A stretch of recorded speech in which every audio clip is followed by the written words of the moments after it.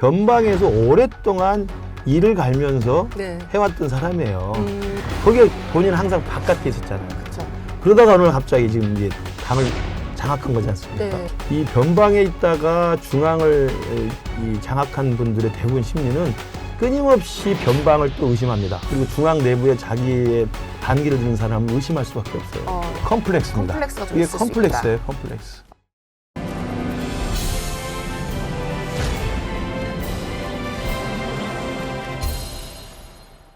그 이재명 대표 이제 뭐 2기 출범을 했는데 뭐 민주당 계열에서는 DJ 이후에 이제 24년 만에 첫 연임이다. 이런 정도인데 이 2기 체제에 대해서 좀 한 줄 평가를 좀 해주신다면 어떻게 할 수 있을까요? 글쎄요, 다들 우려하시겠지만 남의 당 이야기는 합니다만 네. 정치학자 입장에서 보면 네. 참 조폭스러운 전당대회다. 이렇게. 조폭스러운 전당대회다. 네. 조폭이라고 하면 헌력 같으니까 조폭스러운 네. 형용사로. 아, 네. 그러니까 이런 정말 참 조폭 조직도 뭐 2인자 뽑거나 이럴 때 이렇게 하지는 않을 것 같은데 거기도 비주류가 있어서 네. 서로 뭐 들어와 뭐 싸움도 하고 그러잖아요. 네네. 근데 이건 뭐 싸움 자체가 없는 원사이드하게. 이건 정말 조폭스럽다는 말이 딱 어울릴 것 같습니다. 아니 요번에 이제 예상 밖에 뭐 이재명 대표가 당대표 되는 거야. 뭐 예상을 뭐 워낙 했었으니까요. 네. 말씀하신 대로 이제 뭐 조폭스럽다라고 평가를 해주셨는데 이제 한편으로는 원사이드하게 이제 그렇죠. 쭉 갔잖아요. 근데 이제 예상 밖이었던 건 최고위원 선거 결과 아닌가 싶어요. 그렇죠. 그래서 이 정봉주 전 의원 전대 초반에 이제 1위를 하고 이제 쭉쭉 달리다가 6위로 낙선을 했어요. 사실 예상으로는 5위 정도까지 그렇죠. 하지 않을까 뭐 이런 얘기 좀 있었는데. 저는 민주당 내부 인사도 제가 듣기로는 그래도 순위는 좀 바뀌어도 그쵸. 들긴 들 거다. 그러니까요. 대부분 그랬잖아요. 근데 뚜껑 열어보니 이런 거 보니까 네. 정말 조폭스럽다. 무섭다. 아니 전대가 나오는 영상을 보면서 네. 평론을 하시는 민주당 분도 놀래죠? 네, 결과가 발표되기 전까지도 듭니다. 그렇죠, 5등은 그렇죠. 안엔 듭니다. 이랬는데 안 나오는 거예요. 무섭더라고요. 그래 정말 이게 민주당이 모르겠습니다. 집단적으로 움직이는 거니까 뭐 누가 뭐 이걸 다 일일이 조정했겠습니까만은 서울 권리당원 경선까지 끝나고 거기까지도 3위였잖아요. 네. 그런데 그 대의원하고 여론조사 이렇게 뒤집히는 거 보니까 무섭다. 무섭다는 말밖에 안 나와요. 그 나름 뭐 어쨌든 그때 막 명파리 척결 막 이 발언 예. 하셔가지고 근데 그게 막 전략이었다 이런 얘기도 사실 글쎄요, 입건을 글쎄요. 했었어요. 그래서 이제 조금 더 1위를 하기 위한 전략적 차원에서 그런 얘기를 한 거 아니냐 뭐 이런 얘기도 있었고 아니다 뭐 설왕설래가 좀 있었는데 교수님 보시기에는 이제 이 낙선하게 된 원인 명파리 척결 발언이 영향을 미쳤다가 이제 대체적인 평가인데 동의를 하세요? 저도 이제 정봉주 개인으로서도 네. 고민을 해서 나름대로 전략 전술을 짰을 거예요. 왜냐하면 그 명파리 발언을 했을 때 전에 그 대전 충남을 했을 때도 3위는 그대로 했거든요. 그럼요. 그러니까 이게 뭐 이걸 그냥 가도 3위는 나오겠다는 아마 정세인식을 했을 것 같고. 영향을 별로 안 미친다. 그러니까 남은 곳이 이제 서울인데 뭐 그 정도 않고 그다음 여론조사가 30%니까 네. 여론조사하면 권리당원이 아니고 일반 여론조사니까. 일반이니까 해볼만하지 않나? 뭐 이렇게 해서 좀 각을 세웠던 것 같은데 네. 그게 이제 패착이었던 거죠. 그래서 저는 이게 대의원 16%인가 뭐 14%인가 그렇고 그 여론조사 30%인데 조금 제 개인적인 분석은 대의원 표는 거기가 한 만여 명 되는데 투표율도 높고 네. 그다음에 이른바 이제 정치 구력이 센 사람들이잖아요. 그렇죠. 민주당 대의원들이야. 뭐 아마 DJ 때부터 계속 네. 했던 분들이고 그러니까 개개인의 당 내부 사정이나 정봉주 개인에 대한 모든 역사를 다 아는 사람들이죠. 그렇죠. 그러니까 아마 그 대의원들이 정봉주 의원에게 제가 볼 때 하위권을 줬더라고요. 꼴찌에서 2번째가 3번째가 그래요. 그리고 일반 여론조사는 우리가 흔히 생각할 때 일반 여론조사는 아무나 그냥 랜덤으로 하는 것 같습니다만 역선택 방지를 위해서 맞아요. 지지 정당을 물어봅니다. 네. 그래서 민주당 지지자하고 지지 정당이 없다고 없네. 하는 이 두 계층만 네. 투표를 하게 해주는 거예요. 그러니까 다시 또 민주당 사람들이 찍는 겁니다, 사실은. 그러니까 거기에서도 정봉주 후보가 뭐 2번째가 꼴찌에서 3번째가 네, 그래요. 그러니까요. 그게 뒤집힌 가장 큰 결정도. 그러면 이게 어떻게 봐야 될까요? 당내 비판을 허용하지 않는 문화 때문이다. 아니면은 당내 상황을 잘못 진단한 거다. 그래서 상황 자체는 뭐 가령 정봉주 후보가 명팔이 하는 사람이 꽤 있다. 근데 이제 구체적으로 누굴 말하진 않았어요. 예. 근데 이제 그런 걸 좀 잘못 짚어서 당심에 대해 공감을 얻지 못했다. 어느 쪽이라고 보세요? 저는 대의원은 대의원대로 저 대응 전략이 달라야 되고 일반 여론조사는 일반 여론조사 달랐어야 되는 거죠. 네. 그러니까 가장 간단하고 무식한 방법은 전현 의원처럼 갑자기 그냥 살인자 발언 한 번 해서 갑자기 뜨면 되는 건데 네. 그러기에는 이미 이제 엎질러진 물이 너무 크기 때문에 네, 네. 아마 이러저러한 고민했을 텐데 대의원표 가져오기는 정봉주 의원이 당내 평가를 보면 네. 예전에 뭐 미건스 같은 팬덤은 있었습니다만 지금 뭐 당내에서는 정봉주에 대해서 그 고가운 눈은 아니거든요. 그러니까 뭐 명팔이 발언했다고 기분 나쁜 게 아니라 네. 좀 평가가 좀 박해요. 아, 그거 외에도. 예, 그동안의 역사가 쭉 있잖아요. 그동안 음. 역사가 있고 뭐 그 낙검숲도 시작해서 네. 여러 가지 논란과 또 행태와 네. 언동이 있기 때문에 네. 그분에 대해서 대의원들은 대부분 알고 있기 때문에 호감도가 높지 않을 거라고 봅니다. 아, 이번에 명팔이 발언 나오기 거 상관없이 대의원들 사이에서는 대의원표는, 사실상 그 호감도가 그렇게 높지 높지 않았다. 않고 또 하나는 대의원표는 권리당원과 달리 현역 의원과 지역위원장의 입김이 먹히는 사람들입니다. 그쵸. 예. 맞아요. 오다가 이른바 오다가 통하는 그렇죠. 오다 투표. 예, 오다가 네. 통하는 사람들이에요. 그러니까 네. 그것까지 합쳐지면 대의원표가 굉장히 안 좋을 수밖에 없죠. 예. 그리고 이제 여론조사도 저희들도 뭐 저도 경선을 해봤습니다만 네. 경선하면 당원 투표하고 여론조사합니다만 사실은 똑같아요. 여론조사도 결국 당원들이 전화를 받는 경우가 간혹 있고 네. 그렇기 때문에 여론조사에서도 명팔이라는 발언으로 정말 이재명한테 쓴소리 하는구나 할 말 한다. 우리 국민의힘 지지자들이나 이재명 일극체제에 대해서 비판의식을 가진 사람이 여론조사에 낮을 가능성은 그렇게 높지 않거든요. 아니 이 말씀하신 대의원 뭐 이런 것 좀 구체적으로 또 말씀을 해주셔서 이재명 대표가 80% 넘는 이제 득표를 얻기는 했는데 보면 대의원에서는 70%대가 맞습니다. 나왔더라고요. 맞습니다. 네. 그거의 차이가 상당히 그래도 좀 있는 편이에요. 그러니까 대의원들 제가 아까 말씀드린 네. DJ 때부터 오랫동안 민주당 정치생활 한 분이고 네.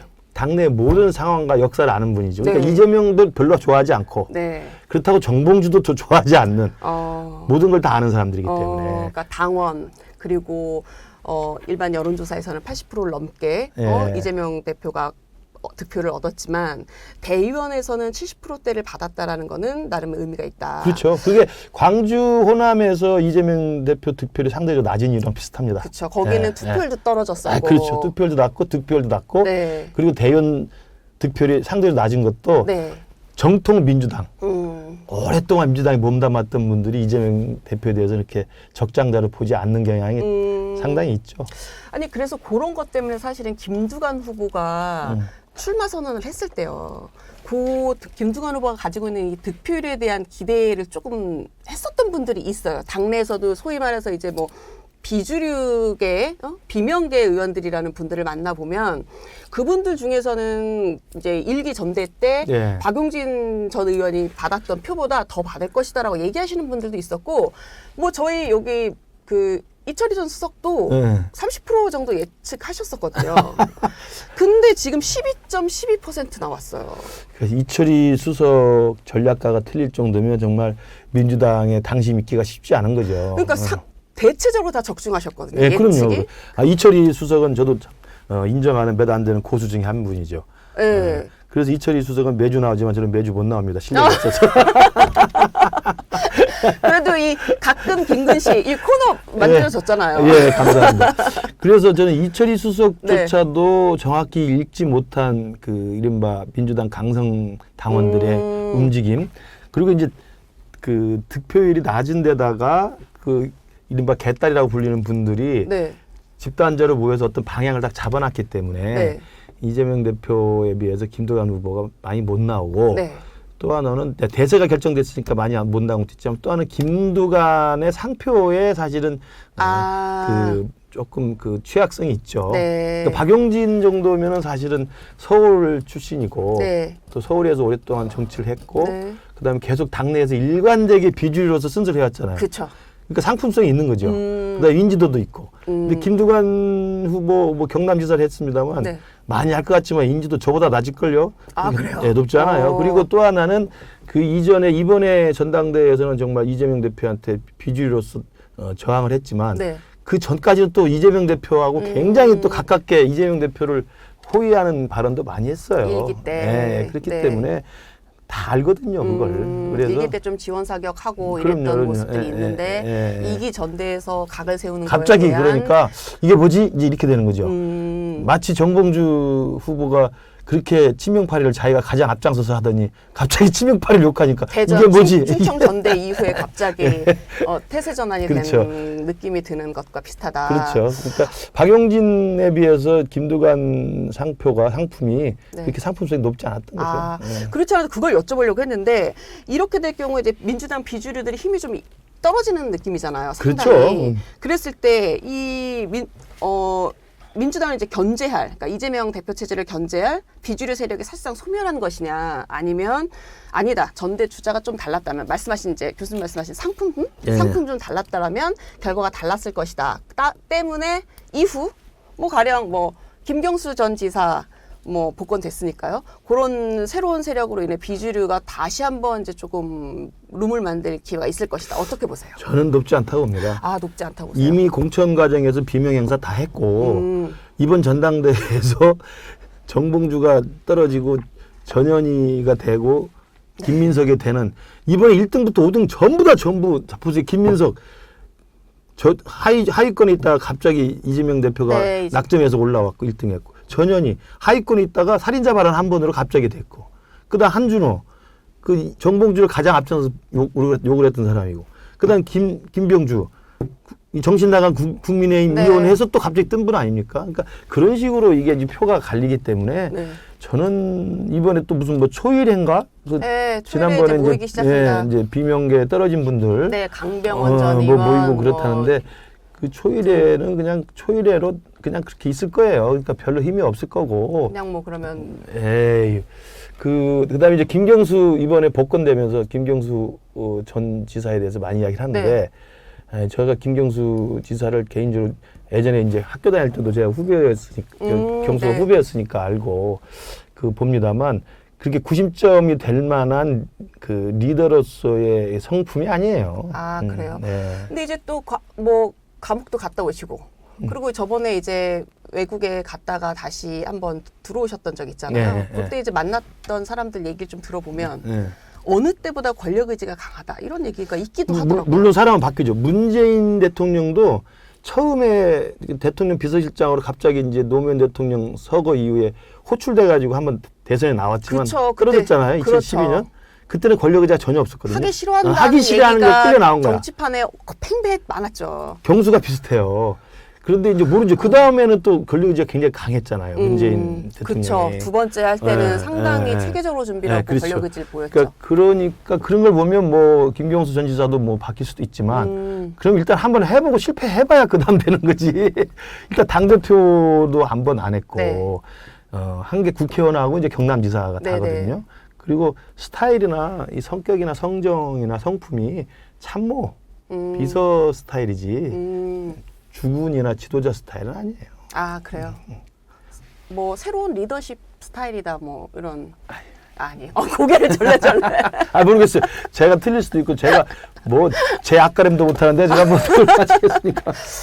아, 그러면 만약에 그런 이제 교수님 그래서 비명이 제가 볼 때 새로 세력을 확장하거나 네. 이 사태를 반전시킬 만한 틈새는 거의 더 없어졌다. 그러면 이제 더 이상 민주당에서는 다양한 목소리가 아니, 딱 하나 나오면 더 남았죠. 어려워질까요? 그러니까 비명의 주도권과 비명의 움직임과 상관없이 네. 있는 건 사법부의 판단만 남아 있는 거죠. 아. 그러니까 민주당 내에는 힘이 없고 네. 민주당 바깥에서 어떤 폭발적인 계기가 생겨서 이 바깥에서 안을 무너뜨릴 때 외부적 충격이 그렇죠. 왔을 때 네, 그러면 그거밖에 없는 거죠. 그럼 말씀하시면 이제 당장은 이제 10월에 그렇죠. 있을 그 뭐 공직선거법 위반 예. 그리고 위중교사 사건 결심 재판인데 이게 이제 빠르면 10월에 결과가 날 거라고 이제 예측들을 하는데 교수님 보시기에는 1심 판결이 어떻게 날 거라고 전망을 하세요? 글쎄요. 그러니까 1심 판결이 나면 거기서 이제 제일 중요한 건 뭐 구속이 되느냐 아니냐는 아니고 네. 피선거권이 그렇죠. 유지되느냐의 문제인데 제가 개인적인 내피셜로는 선거법 위반은 100만 원 이하로 나올 것 같고 네. 그다음에 위중교사는 근데 벌금이 없다는 거 아니에요? 네, 없대요. 그러니까 거기는 간단치 않아 보입니다. 왜냐하면 너무 단순하고 네. 이 팩트 체크 자체가 네네. 그 증거와 법리가 단순하기 때문에 네네.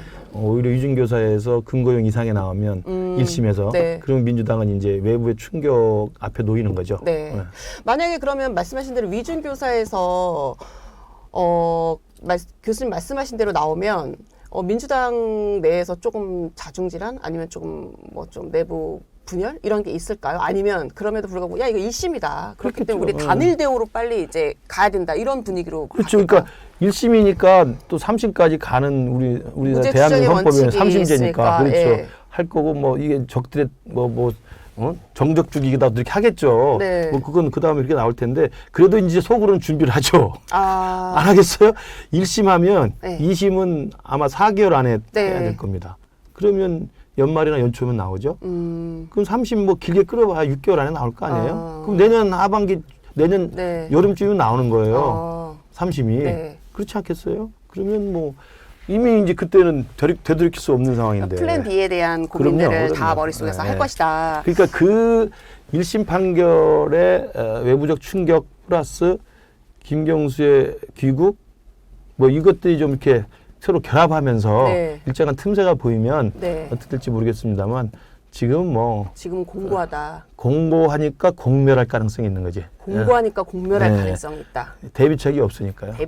대비책이 없으니까 그러니까 all or nothing이다. 그렇죠. 지금 이 상황에서 그 김민석 후보부터 이현주까지 5명이 친명 일색으로 호위무사가 다 됐는데 지도부가 거기서 누가 거기서 파열음을 내고 이의를 제기하고 우리 플랜 B를 준비합시다 하겠습니까? 그러면 이제 뭐 그런 협치, 중도, 민생 뭐 네, 이런 네. 이제 키워드를 가지고 가기 위해서 뭐 수령연설 때 윤석열 대통령한테 영수회담 하자 그렇죠. 제안을 네, 하고 네. 한동훈 대표한테도 수뇌부회담 하자 그렇죠. 이렇게 제안을 하면서 이제 가끔 이제 전국 주도권을 좀 쥐고 가려는 모습을 좀 보이시더라고요. 그렇죠. 근데 그때도 그러면 이제 의제도 한정하진 않았어요. 윤 대통령 네, 거기에서는. 그럼요. 그럼 네. 거기서도 주로 민생 관련된 얘기를 좀 할 거라고 그렇죠. 목사니즘 이미 자기가 이제 상표를 하나 만들어 놨고 네. 그다음에 지난번에 한번 대통령하고 영수회담을 했기 때문에 네. 저는 뭐 한 번 하면 두 번이 어렵겠습니까? 또 하고 그러면 또 주장도 하고 일부 들어줄 거 좀 들어주고 양보할 거 양보하고 지금까지 양보한 건 없었는데 네. 어찌됐든 만약에 이번에 공고하게 당을 장악하고 그 바탕에 의해서 여야 용수회담 윤 대통령과 용수회담이 열린다면 그건 거기서 아마 제 생각으로는 이재명 대표가 윤 대통령이 바라는 거 한 개 정도를 줄 수가 있죠. 그러면 이제 이미지가 바뀌죠. 그럼 윤 대통령도 그때는 또 다 화답을 해야 될 거 아닙니까? 네네. 이제 그런 과정이 만약에 좀 만들어지면 지금 이야기한 온건, 중도, 민생, 네. 협치, 뭐 탕평 이런 이미지로 이제 범죄 혐의자 이재명 이미지를 불식시키려고 하겠죠. 근데 그건 봐야 됩니다. 윤 봐야 대통령이 근데 이 영수회담을 받을까요? 저는 받아야 된다고 생각합니다. 아, 받아야 한다. 제가 뭐 그분한테 받을 거라고 볼 수는 없고 받아야 된다. 받아야 한다. 그게 그래서- 우리 당을 위해서도 좋고 대통령을 위해서도 좋고 우리 한국 정치를 위해서도 좋다고 생각합니다. 아, 그래서 좀 이 꽉 막힌 정국을 좀 그럼요. 뚫고. 이게 무슨 짓이 제가 네. 낙선했습니다만 네. 한편으로는 최근 그 22대 국회 몇 달 하는 걸 보면 낙선이 잘 됐다는 생각이 들 정도라니까. 아, 그래요? 이렇게 엉망 일고 뭐하러 들어가서 같이 창피한 짓을 하겠어요. 그 정도로 뭔가 풀리는 게 하나도 네, 없고 계속 이게 뭐- 싸움만 하고. 도돌이표로 계속 악순환만 하잖아요. 아, 이걸 좀 누가 뚫어줘야죠. 누가 뚫어야 이재명도 되는데. 좀 뚫어주고 윤 대통령도 좀 뚫어주고 네. 그래야 이 국회가 뭘 하고 국민들 앞에 제 사람들이 일도 하긴 하는구나라는 걸 보여주지. 이건 뭐 한쪽 탄핵 특검, 한쪽은 거부권, 뭐 매번 똑같은 이야기. 이게 제가 정치학적으로 말씀드립니다만 헌법에 있는 거부권이나 탄핵 이런 건 안 쓰는 게 민주주의예요. 그건 문구에만 있어야 되는 거야. 계엄도 지금 우리나라 헌법이 있습니다. 그럼 대통령이 계엄을 자꾸 쓰면 되겠어요? 네. 그 나라 망하는 거예요. 탄핵도 똑같은 거예요. 탄핵은 헌법에 그냥 명문화돼 있는 것이지 안 쓰는 거예요. 존재하지만 사용하지 않는 게 좋다. 그게 민주적 규범입니다. 네. 그게 선진 민주주의의 모습이고. 근데 지금은 너무 남발된다. 남발되고 지금 세상에 이런 나는 그 한동훈 대표는 양자회담에 대해서 바로 하겠다라고 화답을 했어요. 당연하죠. 한동훈 대표가 당대표 된 다음에도 네. 사실은 이재명 대표랑 했어야 되는데 네. 전당대회 중이잖아요. 대표가 사실상 공식적으로 없는 거잖아요. 네. 그러니까 끝날 때까지 지켜본 거고 당연히 그러니까 화답을 하죠. 아니 교수님 오시니까 저희 이 게시판에 계속 지금 뭐 질문이 많이 올라오는데 지금 시청자 질문 오마이갓님이 올려주신 거 지금 올려주셨는데 민주당 대선 주자로 이재명 대표의 대안은 누구라고 보시냐? 이거 이제 그 학자로서 그 교수님 그 말씀 많이 하시더라고요. 일종의 지식인. 요즘 이제 밀고 있습니다. 그거 너무 재밌더라고요. 일종의 지식인으로서 이 전망을 좀 해주신다면 대안이 누구라고 보세요? 글쎄 이제 몸 풀고 있는 분들이 있겠죠. 가장 대표적으로는 이제 김동연 지사가 가장 눈에 들어오죠. 민주당 소속이고 현직 경기도지사고 네. 그다음에 이재명과 약간 차별화되는 이미지가 있기 때문에 네. 그래서 이제 김동연 지사가 일단 대안으로는 눈에 들어옵니다. 근데 이분이 정치 시작한 지 많이 되지 않았고 네. 민주당 내 오랜 구력이 있는 분은 아니고 자기 또 계보나 계파 이런 분들하고는 아직 이렇게 형성할 수 있는 시간이 없었기 때문에 네. 그건 좀 두고 봐야 될 것 같습니다. 그리고는 이제 민주당 내에서는 김부겸 전 총리도 경기도에서 네. 은거하고 있지만 계속 서울은 바라보고 있죠. 네. 몸은 경기도에 있는데 있지만 마음과 눈은 서울을 서울에 보고 있죠. 있다. 그렇죠. 그래서 그 부분도 하나 있을 거고 뭐 김경수 지사는 제가 아까 좀 박하게 평가를 했습니다만 네. 들어오면 또 본인이 원튼 원하지 않던 네. 그 공간과 역할에 의해서 정치인은요. 네. 제가 쭉 보니까 때가 되면 네. 소환될 때가 많아요. 호명당한다고 그러는데 그걸 네네. 본인의 의지와 상관없이. 본인 상관 호명당하면 가야 되는 겁니다. 아니 그래서 그 호명이 김경수 전 지사 같은 경우는 이제 비명계 구심점 역할 할 거다 이런 얘기 있잖아요. 근데 김 전 지사한테 이재명 대표 2기 체제에서 어떤 룸을 좀 열어줄까요? 역할을 주거나? 그건 없죠. 왜냐하면 또 현직 행정가로서 경기도지사 역할을 하면 되는 거니까 뭐 누움이 없어도 누움 없어도 그냥 도지사 일을 하면서 아니, 김경수 지사한테 안 열어주죠. 안 열어주겠죠. 안 열어주죠. 이번에도 사면복권 할 때 강복절 특사에 대해서 이재명 대표가 요청했느냐 안 했냐 가지고 이제 진위 논란이 있었습니다. 네. 저는 100% 먼저 적극적으로 진심으로 요청은 안 했다고 생각합니다. 거부는 하지 않았지만 적극적으로 얘기하지도 않았다. 뭐 우리도 개인적인 관계에서 무슨 이야기를 부탁했는데 응 알았어요 하는 거하고 속으로 진짜 도와서 알아서 해주는 거하고 다르잖아요. 그런 거였다. 네.